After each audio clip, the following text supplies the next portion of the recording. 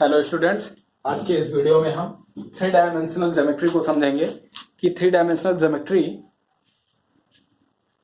में कैसे चीज़ों को हम आगे की तरफ बढ़ाते हैं, कैसे इसकी इक्वेशन ऑफ लाइन प्लेन के रिगार्डिंग बात हो या एंगल की बात करें, हम दो pair of equations of line की वैन हो तब उनके बीच में एंगल फाइंड करने का बहुत सारे वर्ड्स चलेंगे, जैसे डायरेक्शन रेशियो हो गया, डायरेक्शन कोसाइन हो गया, एंगल बिटवीन टू लाइंस हो गए, प्लेन की बात करेंगे और साथ ही साथ हम यहाँ पर पैरेलल वेक्टर को समझेंगे।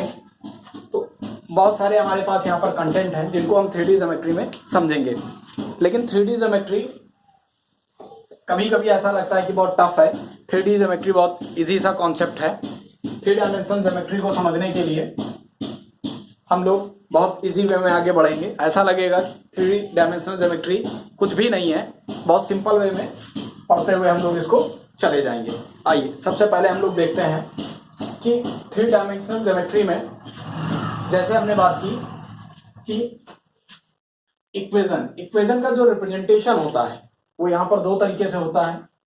नंबर 1 वेक्टर फॉर्म की equation and number 2 Cartesian form. ये दो फॉर्म पर इक्वेशन को हम लोग रिप्रेजेंट करते हैं, मींस वेक्टर फॉर्म और कार्टेशियन फॉर्म। तो पहला सीधा सा सिंपल फॉर्मेट हम समझते हैं कि अगर कोई भी इक्वेशन गिवन हो हमारे पास तो convert Cartesian to vector form, Cartesian to vector form. अभी हम सबसे पहले, चूंकि कितना इजी है इसलिए सबसे पहले हम यही बात समझ लेते हैं कि 3D ज्योमेट्री बिल्कुल एकदम इजी सा टॉपिक है, कॉन्सेप्ट है। हम लोग देखते चलेंगे। Convert of Cartesian to vector form means अगर कहीं पर कोई इक्वेशन गिवन है x-2/3 y-1/4 z+1/5।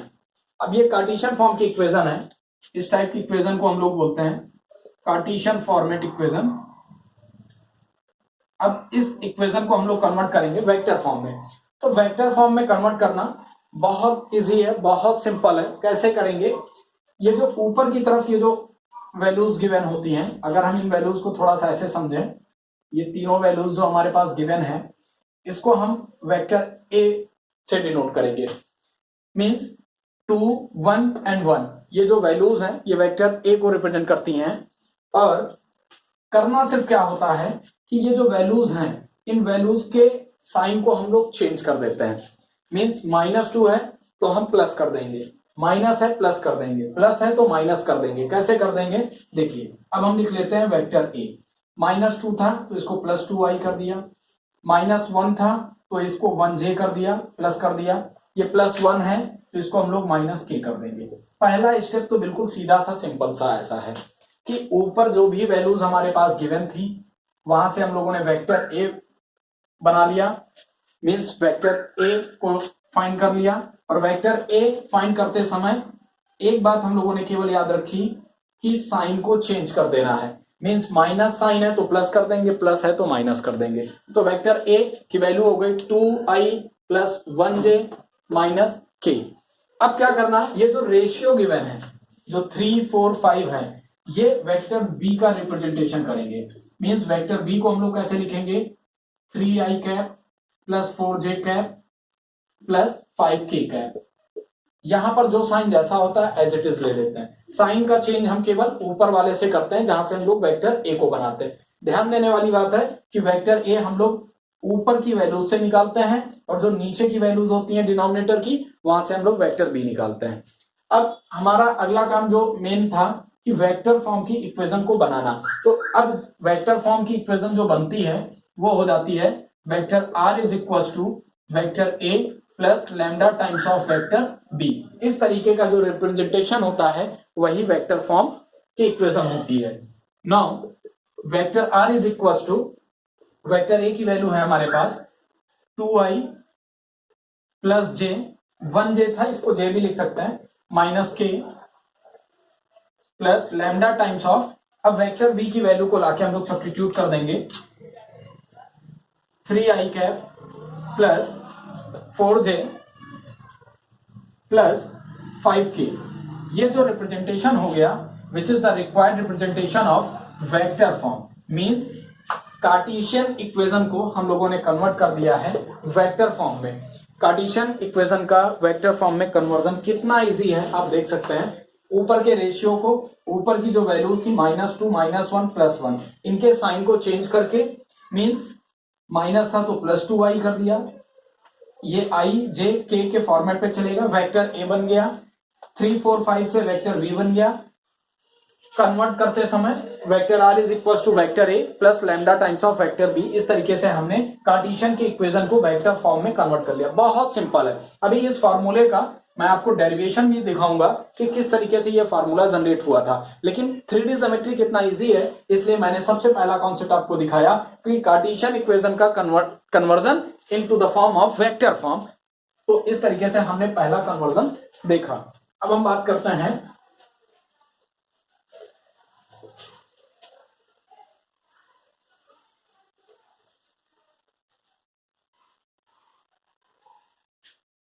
Second concept, means convert from vector to Cartesian. अब की बार हम वेक्टर इक्वेशन की कार्टेशियन फॉर्मेट में कैसा होता है इस चीज को देखेंगे। सपोज कीजिए हमारे पास vector r is equal to दिया हो i plus j plus k plus lambda times 2i plus j minus 5k। अब ये वेक्टर फॉर्म की इक्वेशन है। अभी जैसा हम लोगों ने देखा था कि vector r is equal to vector a plus lambda times of vector b, ऐसा रिप्रेजेंटेशन होता है तो हम बोलते हैं कि ये वेक्टर फॉर्मेट है। तो वेक्टर फॉर्मेट को जब हम कार्टेशियन फॉर्मेट पे कन्वर्ट करेंगे तो बहुत सिंपल सी बात होती है। हमको मालूम है ये वेक्टर a है और ये वेक्टर b है, तो वेक्टर a के जो वैल्यूज होती हैं हम उनको कैसे करते हैं, x, यहां पर ये पॉजिटिव है तो x -1 कर देंगे, अपॉन लगाया, इक्वल कर दिया। इसी तरीके से y प्लस में 1 है तो माइनस कर दिया, अपॉन इज इक्वल टू।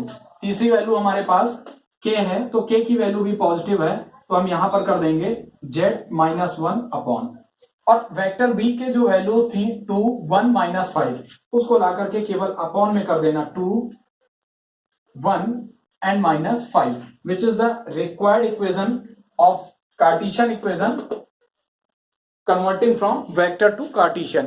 ये हमारे पास वेक्टर फॉर्मेट की इक्वेशन अब कन्वर्ट हो गई है कार्टेशियन फॉर्मेट में, means this is the required equation of Cartesian form. बहुत सिंपल सा है, इसलिए मैंने समझाने के लिए आपको ये दो एग्जांपल दिखाए कि जिससे आप समझ जाइए कि 3D ज्योमेट्री बहुत इजी सा कॉन्सेप्ट है। आइए अब हम इसमें कैसे ये इक्वेशन आई वेक्टर फॉर्मेट की और कार्टेशियन फॉर्मेट की इक्वेशन कैसे बनी, means vector r is equal to vector a plus lambda times of vector b। दूसरी equation x minus x1 upon a, y minus y1 upon b and z minus z1 upon c। ये जो Cartesian format की equation और vector format की equation है, ये equation कहां से कैसे किस तरीके से डेवलप होती हैं, हम आइए इसके डेरिवेशन को देखते हैं। सपोज कीजिए हमने यहां पर एक पॉइंट P लिया और इस P पॉइंट के x, y, z हमने ये पोजीशन वेक्टर मान लिया। मींस हमें यहां पर जो इक्वेशन फाइंड करनी थी, अगर हम डायरेक्टली कहें कि equation of line passing through a given point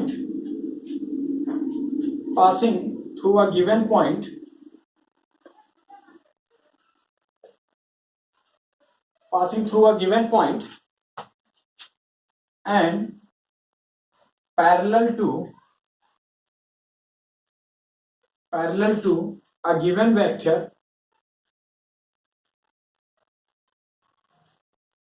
b।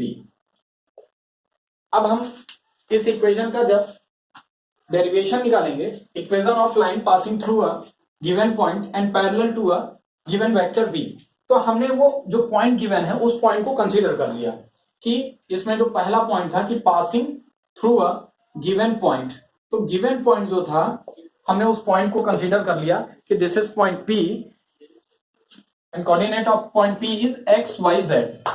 अब अगर हम इस पॉइंट को ओरिजिन से देखें तो इस पॉइंट को हमने यहां पर कंसीडर किया ओ पी।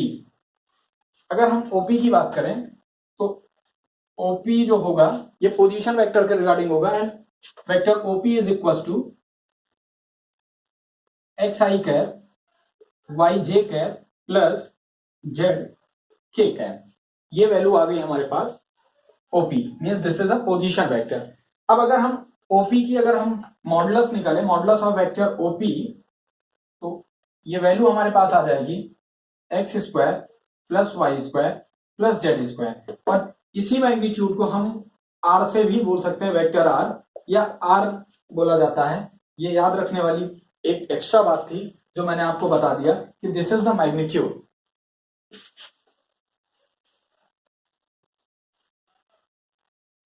अब एक पॉइंट तो हम लोगों ने ले लिया, line passing through a given point, उस पॉइंट को हम लोगों ने कंसीडर कर लिया। तो अब दूसरी बात इन्होंने बोली है and parallel vector and parallel to a given vector B. अब हमें एक ऐसी इक्वेशन ऑफ लाइन फाइंड करनी है, एक ऐसी इक्वेशन ऑफ लाइन फाइंड करनी है जो कि किसी पॉइंट से पास आउट हो और एक पैरेलल वेक्टर के पैरेलल हो। तो ऐसे में हमने मान लिया कि कोई एक पैरेलल वेक्टर ये था, थोड़ी देर के लिए हमने इसको एक पैरेलल वेक्टर ले लिया और इसको हमने बोल दिया वेक्टर बी। वेक्टर बी जो था इसको हम लोगों ने बोल दिया कि वेक्टर बी के जो इक्वेशन है वो है ए आई प्लस बी जे प्लस सी के। ऐसा हमने वेक्टर बी की वैल्यू को ले लिया। ये ऊपर वाली थी, मैं इसको इरेज कर देता हूं क्योंकि अब तो हम लोग प्रूविंग देख ही रहे हैं। अब ध्यान देने वाली बात है कि ये जो पी पॉइंट हम लोगों ने लिया था, थोड़ा सा चेंज करके ऐसा कुछ कर देता हूं, पॉइंट पी हमने यहां कर दिया। तो अब इस पी पॉइंट से समझिएगा, इस पी पॉइंट से हम अगर कोई लाइन पास आउट करें तो हो सकता है हमारे पास ये लाइन कुछ ऐसी निकल जाए। इस तरीके की लाइन पास आउट की हमने इस पॉइंट पी से। तो पी पॉइंट के जो हमारे पास पॉइंट कंसीडर किए थे वो हम लोगों ने किए थे एक्स वाई एंड जेड, और इस P point X Y Z को हमने पोजीशन वेक्टर को वेक्टर फॉर्मेट पे रिप्रेजेंट किया OP is equal to X I Y J plus Z के।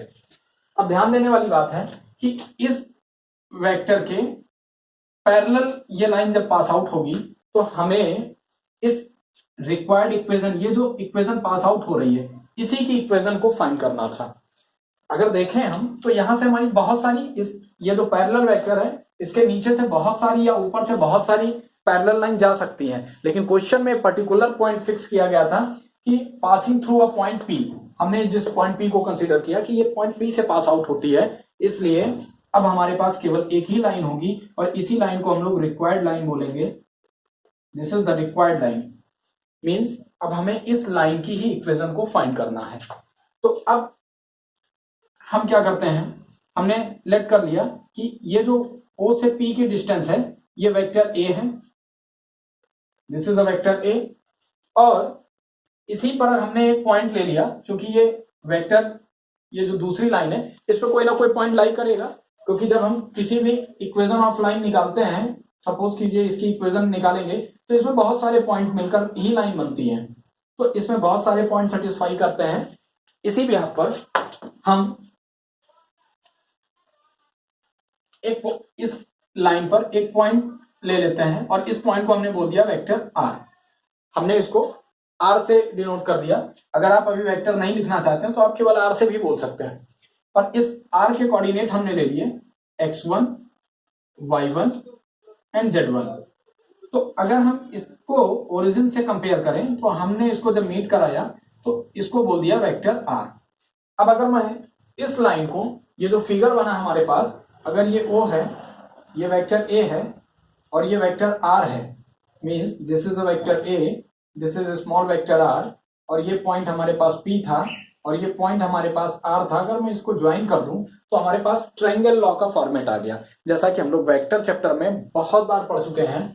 अगर हमें वेक्टर पी आर निकालना हो तो वेक्टर पी आर निकालने का क्या तरीका है, O R minus OP, vector O R minus vector OP. अब यहां पर O R OP, this is the position vector. Position vector means O से ओपी की जो मैग्नीट्यूड है उस वे पे हम बात करें तो ये वेक्टर ए से रिप्रेजेंट हो रहा है, ये वेक्टर आर से रिप्रेजेंट हो रहा। तो अब इनकी वैल्यू अगर हम पुट कर दें तो P R is equal to O R की वैल्यू हमारे पास है vector R minus OP, OP की वैल्यू है हमारे पास वेक्टर ए।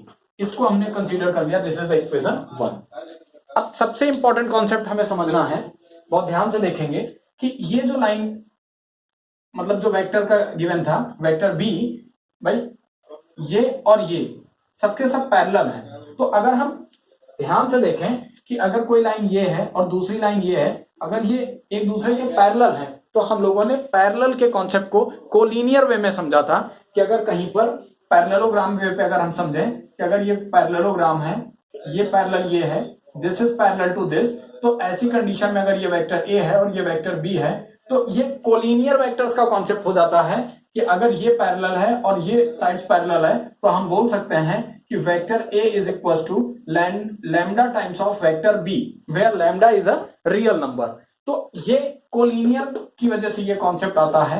तो इसी कॉन्सेप्ट का अगर हम यूज कर लें, कहां यूज करेंगे, ध्यान से देखेंगे, ये जो पी आर है ये इसके पैरेलल है, क्योंकि ये बात तो ऑलरेडी बोली गई है कि find a equation of line which is passing through a point and this is parallel to a given vector b। ये पैरेलल है और उस गिवन वेक्टर के, यानी जो रिक्वायर्ड लाइन निकल रही है, this is parallel to the vector B. तो ये इसके पैरेलल है और पैरेलल का कॉन्सेप्ट हमारे पास है vector A is equal to lambda times of vector B. तो हम दूसरी इंपॉर्टेंट कंडीशन अगर ले लेते हैं तो हमारे पास आ जाता है कि vector A is equal to lambda times of vector B.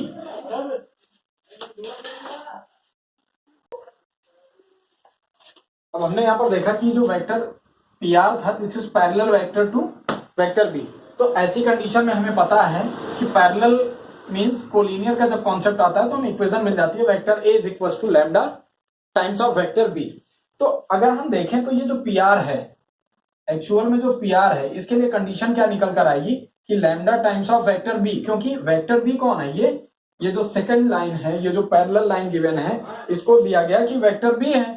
तो जो पी आर होगा, चूंकि पी आर और ये लाइन एक दूसरे के पैरेलल है, तो पैरेलल कॉम्बिनेशन मींस हम कॉन्सेप्ट यूज करते हैं कोलिनियर का, तो हमें मिल जाता है कि P R parallel to this, that's why P R is equal to lambda times of vector B. It means हम इस बात को मेंशन कर सकते हैं कि P R is equal to lambda times of vector B, this is equation 2। On comparing equation 1 and 2 तो हमको मिल जाएगा lambda times of vector B is equal to vector R minus vector A. अब हम यहां पर लिखना चाहें तो हम लिख सकते हैं vector R is equal to vector A plus lambda times of vector B, which is the required equation of vector format. अब ये जो इक्वेशन बनकर आई है ये वेक्टर फॉर्मेट की इक्वेशन है, जिसका हम लोगों ने कन्वर्जन वेक्टर टू कार्टेशियन देखा था और कार्टेशियन टू वेक्टर फॉर्मेट का कन्वर्जन हम लोग पहले भी देख चुके हैं। आइए हम अब सेकंड प्रूविंग की ओर चलते हैं। मींस अभी हमने इस जिस फॉर्मेट को देखा है ये फॉर्मेट आपका है vector form. This is the vector form of equation when equation of line passing through a point P which is parallel to a given vector, vector B।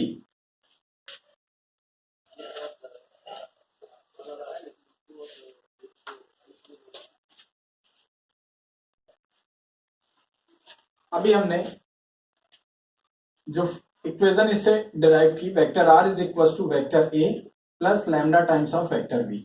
ये इक्वेशन वेक्टर फॉर्मेट की थी। अब इस vector format की equation का Cartesian में कैसे conversion होता है, मींस उस प्रूविंग को जरा हम समझेंगे। हमारे पास अभी हमने यहां पर जब देखा कि वेक्टर ओपी जब हम लोगों ने निकाला तो हमारे पास आया x I Y J plus Z के। इसी तरीके से अगर हम वेक्टर ओ आर निकालें, वेक्टर ओ आर, तो वेक्टर ओ आर जब हमारे पास निकल कर आएगा तो ये हो जाएगा x1i plus y1j plus z1k। अब अगर हम बात करें कि ये जो OP है, वेक्टर OP, इसको हम लोगों ने वेक्टर A से रिप्रेजेंट किया और वेक्टर OR इसको हम लोगों ने स्मॉल वेक्टर r से डिनोट किया था। और वेक्टर B जो हमारे पास गिवन है, वेक्टर B को हमारे पास जो गिवन है उसको लिख लेते हैं AI plus BJ plus CK। अब हमारे पास तीन इक्वेशन बन गई, equation 1, equation 2 and this is equation 3। अब हमारे पास वेक्टर की प्रूविंग अभी हम लोगों ने अच्छे से देखा था कि किस तरीके से वेक्टर की प्रूविंग हुई। अब हमें वेक्टर फॉर्मेट को कार्टेशियन फॉर्मेट में किस तरीके से कन्वर्जन होता है इस चीज को समझना है। Now substituting the value of A and B, substituting the value of A and B and R from equation 1 to 3 in this equation, then we get now value of vector R is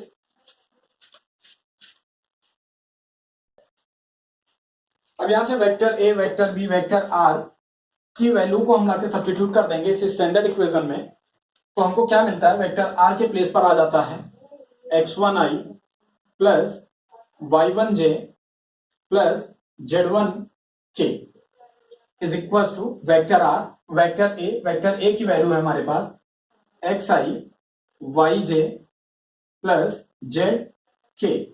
इस तरीके से ये value put कर दी। Lambda times of vector B, vector B की value हमारे पास है ai bj प्लस ck। जब तीनों वैल्यूज को हम लोगों ने पुट किया तो अब जरा ध्यान से देखेंगे, इसको अगर हम इधर लाके माइनस करते हैं तो हमारे पास आई कॉमन हो जाएगा, मीन्स हमारे पास वैल्यू मिल जाएगी। यहां पर ध्यान देंगे कि ये जो वैल्यू आ रही है, जैसे देखेंगे यहां पर हमको मिल जाएगा x1 माइनस एक्स और y1 minus Y, z1 minus Z. तो थोड़ी देर के लिए देखिएगा, ये जो वेक्टर R हम लोग लेकर के चले थे इसको हम लोगों ने x1 y1 z1 ले लिया था और x y z ले लिया था P के प्लेस पर, तो उससे कोई फर्क नहीं पड़ेगा।